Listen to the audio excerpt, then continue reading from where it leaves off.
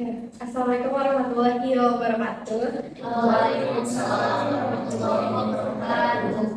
Halo, selamat siang teman-teman. Gimana sih kabarnya? Baik, alhamdulillah. Ada yang lagi sakit hati gak? Ada ya. Oke teman-teman, terima kasih sudah datang pada siang hari ini. Di sini kita akan berdiskusi ya, diskusi yang sangat hangat. Mungkin ada yang tahu nih enggak ya? Isunya yaitu kita membahas tentang keanggotaan Indonesia dalam BOP, World Office, dimana sebelumnya sejelaskan terlebih dahulu ya teman-teman, BOP ini merupakan organisasi yang didirikan oleh Amerika Serikat yang terdiri dari beberapa anggota, baik itu mungkin skalanya internasional ya. Dan BOP ini baru-baru berdiri kemarin dan menjadi isu yang paling hits di media internet, baik itu viral di mana-mana, baik dalam ruang lingkup Indonesia sendiri maupun ruang lingkup internasional itu hangat sekali diperbincangkan gitu. Nah, sebelum ke mulai diskusi nih, kita perkenalan terlebih dahulu ya, karena ada pepatah mengatakan bahwa tak kenal maka tak sayang, maka harus disayang-sayang. Oke, dari mana dulu? Dari cewek atau dari cowok? Dari kanan atau dari kiri? Dari kanan ya. Boleh langsung saja. Ya baik, Bismillahirrahmanirrahim. Perkenalkan nama saya Abdullah Nurul Wahid dengan NIM 1243030049. Oke, perkenalkan nama saya Iqbal Fauzan Arifin dengan NIM 124300360. Oke, perkenalkan nama saya Yuni Yuliani dengan NIM 124300700. Baik, perkenalkan saya Nazrani Al-Salsabila dengan NIM 12430300055. Oke, nama saya Sudiansyah dengan NIM 1243030048. Oke, perkenalkan nama saya Bintoni dengan NIM 124303008.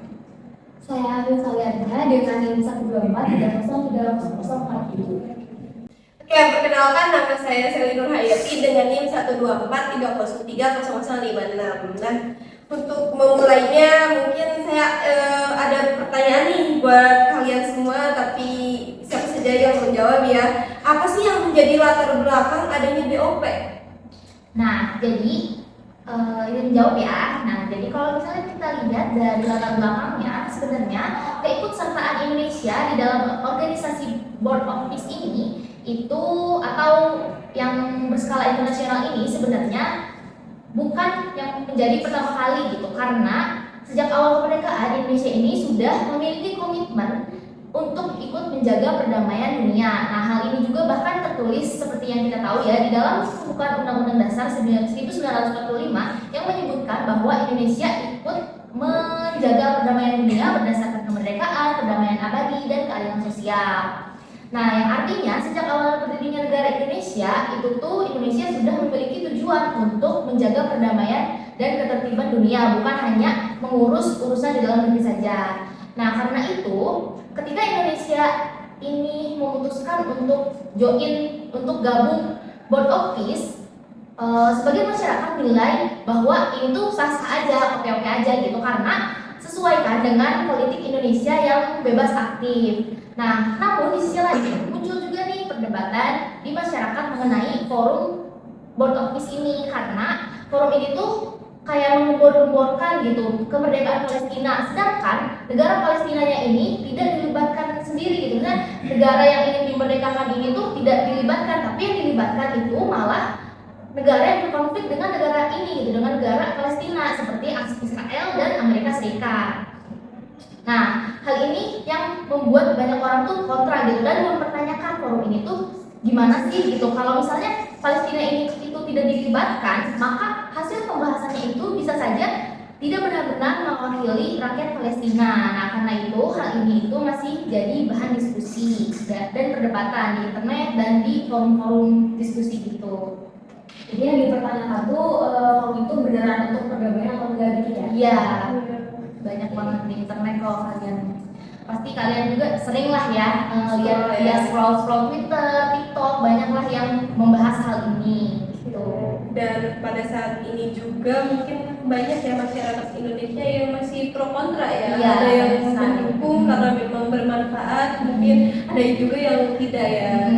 Oke, lalu mengapa isu ini bisa muncul ke publik gitu, bisa muncul ke permukaan, dan siapa saja sih aktor yang bisa jadi terlibat ya di dalam konflik ini gitu?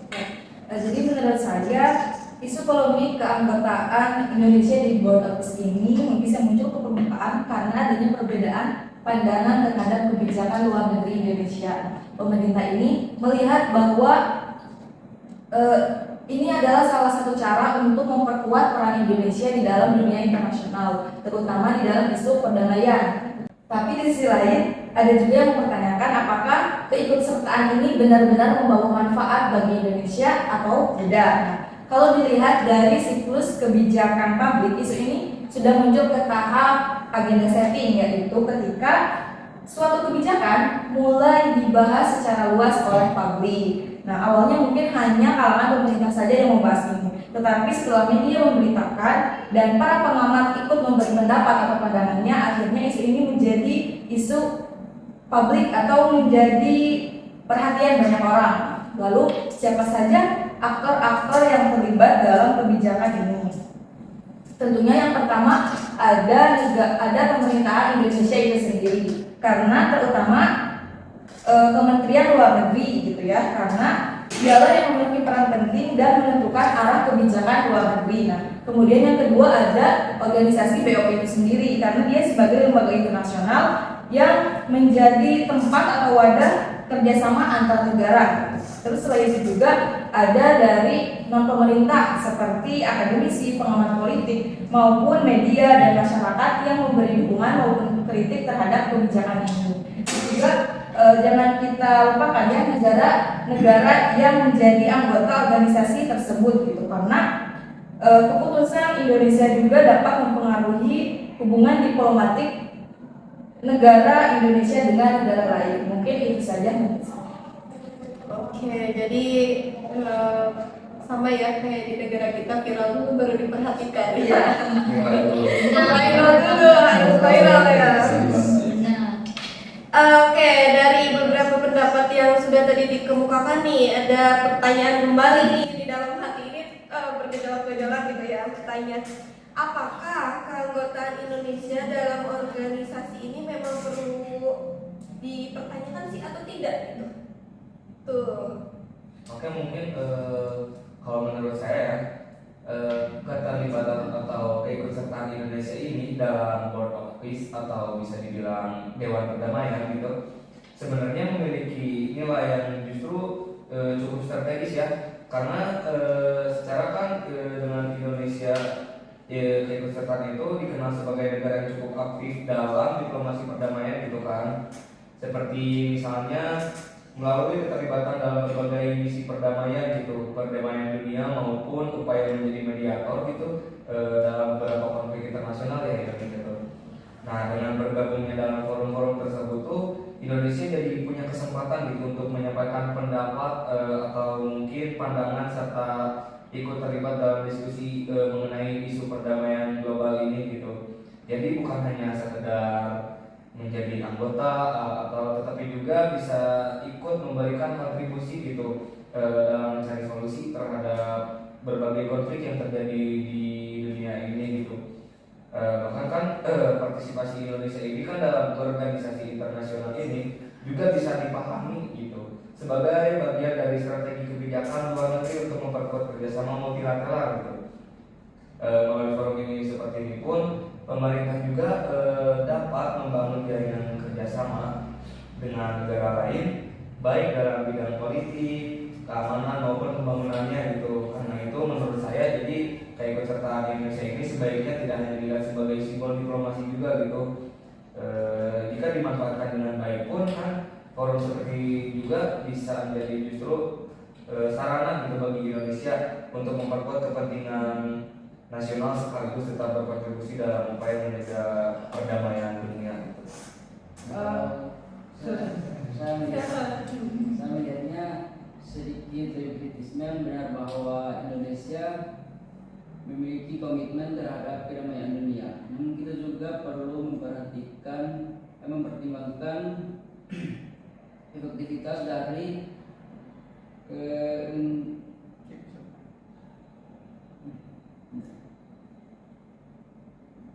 dari keikutsertaan tersebut. Tidak semua organisasi internasional ini memberikan dampak yang signifikan bagi anggota negaranya.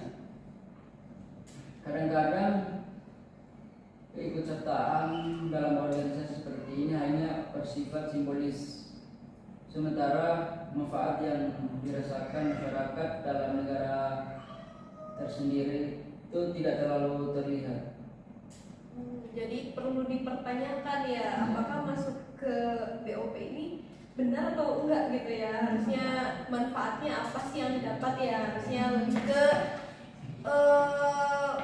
apa ya, seorang pemimpin harus lebih visioner ke depan, kayak oh yang selanjutnya Indonesia dapetin dari ini tuh apa kira-kira gitu. Ya karena seperti yang kita tahu itu ya, Indonesia masuk ke dalam organisasi bernama BOP ini atau World Office ini mengeluarkan cukup banyak biaya. Sedangkan dalam yang kita tahu sebelum-sebelumnya Indonesia mengalami bencana yang cukup besar di Aceh, dan itu belum ada penanganan yang cukup baik dari pemerintah sendiri ya. Jadi menurut saya kalau kita ingin menyatakan bahwa kita terlibat dalam perdamaian dunia atau ya isu-isu nasional ini, kita harus sebisa mungkin untuk mengatasi hal-hal yang krusial dalam negara kita sendiri. Iya, ngerti. Maksudnya dalam negeri dulu Ya, gitu ya. karena gini, kita masuk World Office, kita bayar triliunan, sementara kita masih punya isu-isu nasional yang belum teratasi gitu. Kenapa kita harus digembor-gemborkan untuk masuk ke dalam organisasi yang sifatnya itu seperti yang tadi disebutin ya sama Bung Tony, bahwa itu tuh belum tentu ada dampak signifikan buat nasional ya, buat negara kita sendiri ya. Tapi saya lebih setuju dengan pendapat saudara Iqbal terkait tentang kalau kita melihat dari perspektif lingkungan kebijakan, ada beberapa faktor yang memang Indonesia ini sangat mendukung untuk masuk organisasi tersebut. Salah satunya yang pertama dari sisi nilai ideologi. Memang dari dulu sejak Indonesia merdeka pada 1945 itu telah di dalam Undang-Undang Dasar 1945 bahwasanya Indonesia menjunjung tinggi tentang perdamaian dunia untuk ideologinya. Untuk yang kedua tentang hubungan internasional. Keikutsertaan dalam forum seperti ini bisa membuka peluang kerjasama dengan berbagai negara. Contohnya seperti politik, ekonomi, juga keamanan negara sendiri gitu. Jadi menurut saya keikutsertaan Indonesia tidak hanya soal simbol, akan tetapi juga bisa memberikan manfaat strategis bagi Indonesia. Oke. Gini Bung, Anda mengatakan bahwa keikutsertaan Indonesia ini berlandasan dengan Undang-Undang Dasar 1945 yang memukat. Nah, menurut saya itu kurang tepat ya, karena sejatinya perdamaian dunia atau keikutsertaan Indonesia terhadap perdamaian dunia ini nggak serta-merta atau otomatis kita masuk ke dalam suatu organisasi internasional gitu. Masih banyak jalan lain. Kita tahu kalau misalnya ada yang namanya organisasi PBB. Nah, di sana juga sering kita sering kita sering kita gemar-gemar aja dari sana. Bukan cuma di Indonesia, tapi sebenarnya kita tahu juga yang menolak perdamaian seperti Palestina ini itu adalah Amerika sendiri dengan menggunakan yang namanya hak vetonya. Jadi kalau kita masuk ke dalam board office yang dimana anggotanya yang mendirikan juga Amerika dan Israel yang jadi penyebab konflik bagi Palestina dan juga negara-negara lain yang berkonflik dengan mereka, saya kira itu belum masuk akal ya, belum make sense. Kenapa kita harus masuk ke dalam organisasi yang dibentuk oleh orang-orang yang problematik, negara-negara yang problematik, tanpa mengikut sertakan negara-negara yang berkonflik dengan mereka. Mungkin seperti yang saya ucapkan tadi ya, terkait dengan itu gitu. Jadi poin kedua tadi saya katakan bahwasanya itu untuk hubungan internasional, salah satunya itu keamanan dunia, apalagi di zaman sekarang gitu kan. Gini bu, Jangan potong dulu ya, saya sedang berbicara. Terkait tentang, apalagi di zaman sekarang, terkait tentang minyak gitu ya, yang menjadi permasalahan itu sendiri gitu. Makanya mungkin ya untuk keamanan itu sendiri lah Indonesia bisa masuk kayak gitu. nah, Bung sendiri menyebutkan bahwa kita itu terkait minyak ya, terkait minyak. Kita tahu bahwa Iran itu salah satu negara yang punya cadangan minyak terbanyak. Nah, ketika Indonesia masuk dalam World Office yang dimana itu tuh mengikut sertakan Amerika sebagai pendirinya dan Israel. Nah, di masa-masa sekarang itu Amerika dan Israel itu sedang konflik. Iran itu sebagai memegang cadangan minyak terbanyak, karena berkonflik gitu, akses ekspor impornya terbatasi gitu dalam selat apa namanya? Hormuz ya, selat Hormuz. Dimana itu menyebabkan kerugian yang besar baik dari negara Indonesia sendiri ataupun negara-negara lain. Seperti yang kita tahu, Indonesia sendiri punya cadangan minyak yang hanya tersisa untuk sekitar 20 hari karena si kapal penyediaan ini, kapal Pertamina ini terjebak gitu aksesnya di Selat Hormuz ini. Itu berarti kan dampak yang cukup signifikan ke Indonesia ya. Dalam artian konteksnya negatif, bukan positif. Hubungan diplomasi kan harusnya bisa menimbulkan ya misalnya ada timbal balik yang bagus dan positif gitu, bukan malah merugikan negara sendiri gitu. Pak tadi menyebutkan tentang hubungan internasional, mempererat hubungan internasional gitu. Tapi pertanyaannya gini, kalau misalkan BOP nih, Indonesia masuk ke dalam BOP, lalu ada negara-negara yang menentang, berarti ada dua kubu yang berbeda dong.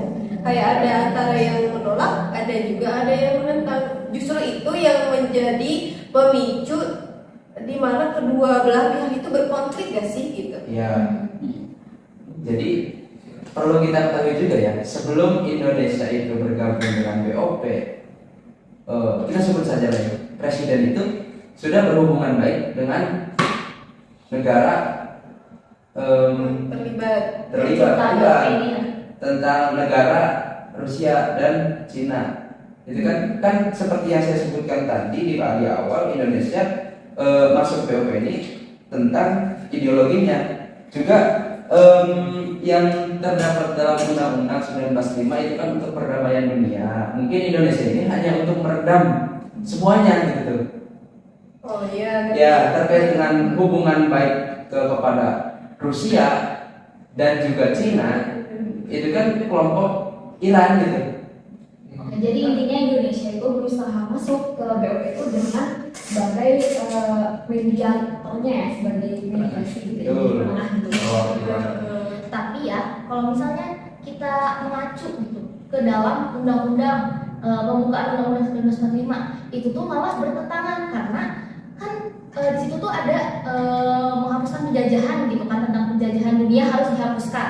Nah, sedangkan Israel, seperti yang kita tahu, Israel ke Palestina itu benar-benar itu sudah bukan perang lagi, tapi itu sudah penjajahan, genosida. Karena sampai Rafah, kalau seperti yang kita tahu, dulu kan pernah ini ya, pernah trending all eyes on Rafah. Nah, sekarang Rafah itu udah benar-benar rata sama tanah ya karena dibom sama Israel. Nah, itu yang membuat ini tuh semakin dipertanyakan gitu, kayak World of Peace apa sih gitu, maksudnya kenapa kemanusiaannya gitu, kayak perdamaiannya apa gitu kenapa ya? kita ikut-ikutan, sedangkan Palestina aja pas kita awal merdeka tuh mereka mendukung kita ya, kenapa sekarang kita malah mendukung Menjajahnya yang berkonflik sama dia gitu.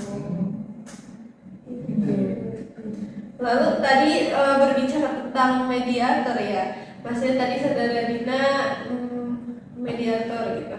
Indonesia mampu nggak sih Indonesia menjadi mediator di atas negara-negara yang besar gitu? Sementara kita aja di dalam negeri kayak gini gitu, kayak gimana ya? Bisa nggak sih kita meredam konflik-konflik yang ada di dalam negeri? Nggak, kita menyelesaikan konflik yang ada di dalam negeri dulu aja gitu. Kenapa kita harus menjadi mediator gitu? Itu menjadi pertanyaan yang mungkin banyak sekali ya dipertanyakan di media internet gitu. Sebenarnya kalau misalnya dibilang buat menjadi mediator bisa atau enggak, itu emang kita nggak bisa memprediksi bisa atau enggak ya. Sedangkan emang Indonesia itu cuma anggota ya di BOP, bukan apa ya, termasuk dalam lapornya gitu.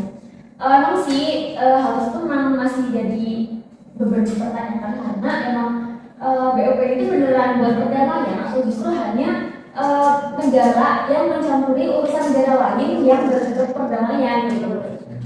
Nah, tapi kalau misalnya emang udah karena Indonesia udah terlanjur masuk ya, seenggaknya gitu, paling tidak ya Udahlah gitu, jadi mediator gitu ya.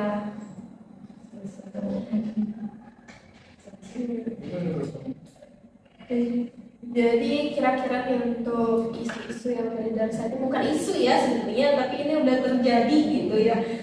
Ya udah realitasnya udah banyak sekali diperbincangkan dan sudah banyak sekali orang-orang yang mungkin banyak yang berpendapat baik pro dan juga kontra ya.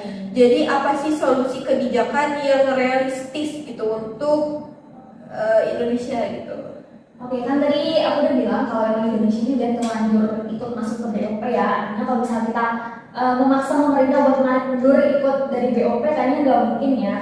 Nah, kalau misalnya udah kayak gini tuh terkait Indonesia masuk BOP ya emang jangan dipandang sebagai beban kedaulatan sih, tapi emang kita harus benar-benar berusaha melek bahwa melihat kalau Indonesia ikut BOP itu emang dijadikan apa ya, instrumen dari mengaktualisasikan konstitusi yang tadi itu melaksanakan ketertiban dunia gitu. Kita emang ngeliatnya di situ aja gitu. Nah, kalau terkait solusi kebijakan yang mungkin emang bisa saya tawarkan ya kalau Indonesia tuh udah masuk BOP, nah yang pertama Indonesia tuh bisa mengadopsi strategi diplomasi pragmatik aktif yang dimana justru Indonesia itu jangan pasif di BOP tapi dia tuh harus aktif gitu dan berusaha memposisikan dirinya ya Indonesia itu sebagai jembatan yang netral antara blok yang tengah berseteru gitu. Kemudian Indonesia itu kan punya status sebagai pemimpin alami di ASEAN ya, yang dimana emang Indonesia itu dikenal sebagai negara dengan modal sosial yang cukup kuat gitu ya. Nah itu tuh sebenarnya bisa dijadikan Indonesia bekal untuk apa sih, mengarahkan kebijakan-kebijakan ataupun agenda yang ada di BOP itu lebih berfokus kepada human security, di keamanan manusianya gitu, setidaknya gitu ya, setidaknya ini mah. Nah terus kemudian dari secara teknis juga kebijakan yang paling tepat kita memastikan bahwa keikutsertaan Indonesia dalam BOP itu bersifat konsultatif ya, bukan subordinat. Artinya Indonesia tuh mendukung resolusi perdamaian yang ada di BOP itu selama hal tersebut tidak bertentangan dengan prinsip non-intervensi dan juga kedaulatan nasional gitu yang selama ini sudah menjadi garis merah kebijakan luar negeri kita gitu. Setidaknya jika BOP itu memang tidak melanggar prinsip-prinsip terkait kebijakan luar negeri kita tuh ya nggak apa-apa gitu. Kan selama ini juga kan kita memang belum tahu ya BOP itu memang benar-benar mengarah ke perdamaian atau justru enggak gitu. Jadi ya emang selama tidak bertentangan dengan prinsip tersebut ya sebenarnya nggak apa-apa gitu, karena emang udah terlanjur juga masuk ya. Kemudian untuk yang terakhir itu dari sisi operasionalnya, nah Indonesia tuh sebaiknya mengutamakan apa sih kontribusi berupa di sektornya gitu. Nah yang terakhir itu dari sisi operasionalnya Indonesia tuh sebaiknya lebih mengutamakan dari kontribusi berupa sektornya gitu, yang dimana Indonesia tuh bisa melakukan apa ya, mengirimkan gitu berupa tenaga ahli mediasi ataupun personel pemulihan perdamaian gitu daripada sekedar kontribusi finansial yang besar, makanan besar, tapi justru dampaknya tuh minim gitu. Jadi seenggaknya Indonesia tuh punya muka gitu, dikenal bahwa Indonesia tetap ikut dalam ruang diplomasi, kerja diplomasi gitu. Kurang lebih begitu sih. Izin menambahkan ya.